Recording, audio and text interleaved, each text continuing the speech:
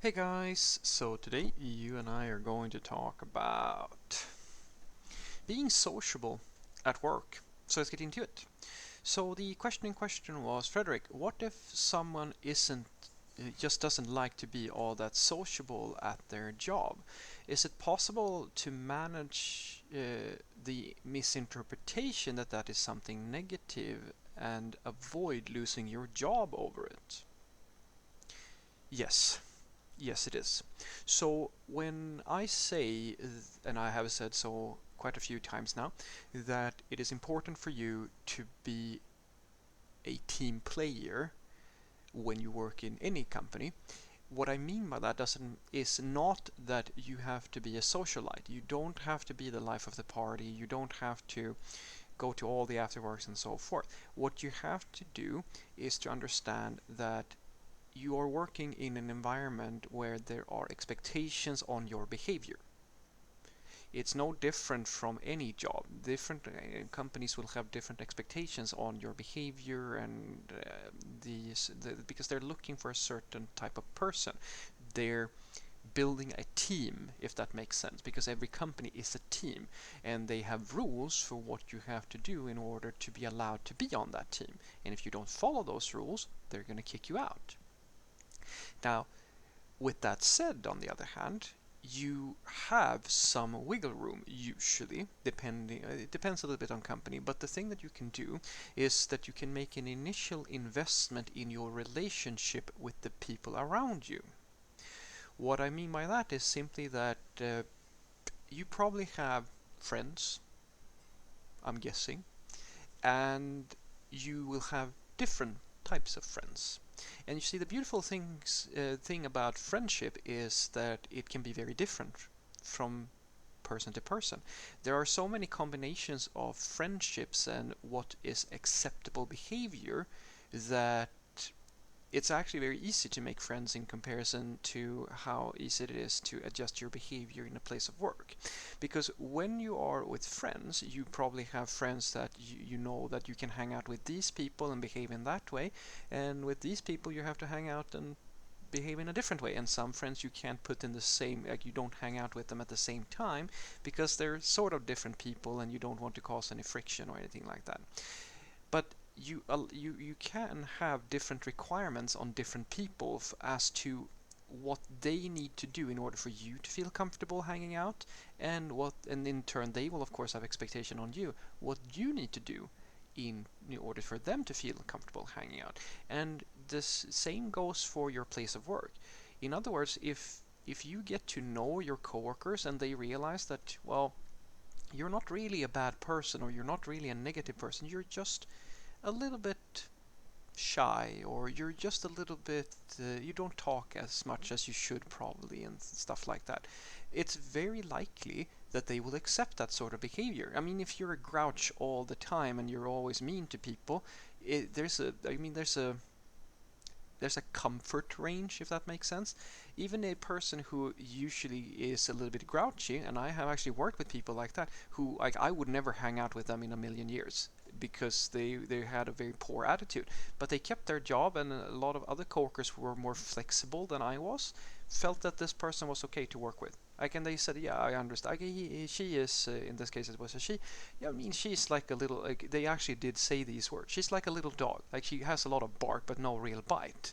For me, it caused a lot of tension, so I couldn't really work with her, but they could work with her because they were the combination of values and people in that group made the whole situation work. And you can do the same thing.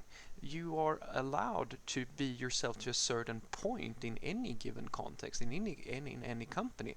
What really matters is if you can adjust enough to be part of the group, and the group can accommodate the person that you are.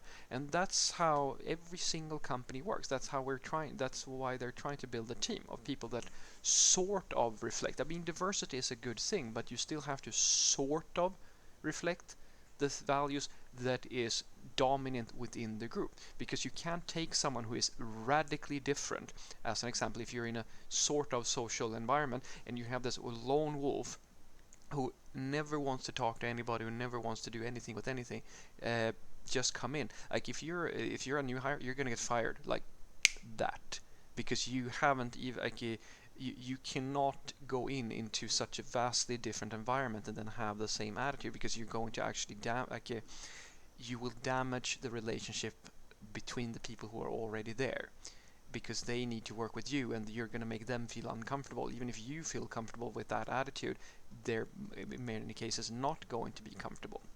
So what I want you to take away from this is that you can absolutely go into a company and adjust expectations so that you don't, even if you're not the most sociable person in the world, that you don't come off as being this problem or a negative person.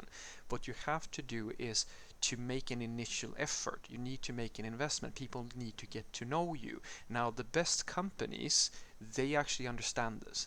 This is where these, for some of you, you feel that this is silly, and for some, it doesn't feel silly. These team building activities that you've heard about, trust falls and like all of this stuff, and we should sit in a circle and talk about our feelings. All of these little things, for some people it's really stupid, and for some people it's not stupid. These things are there in order to facilitate the thing that I'm trying to say here.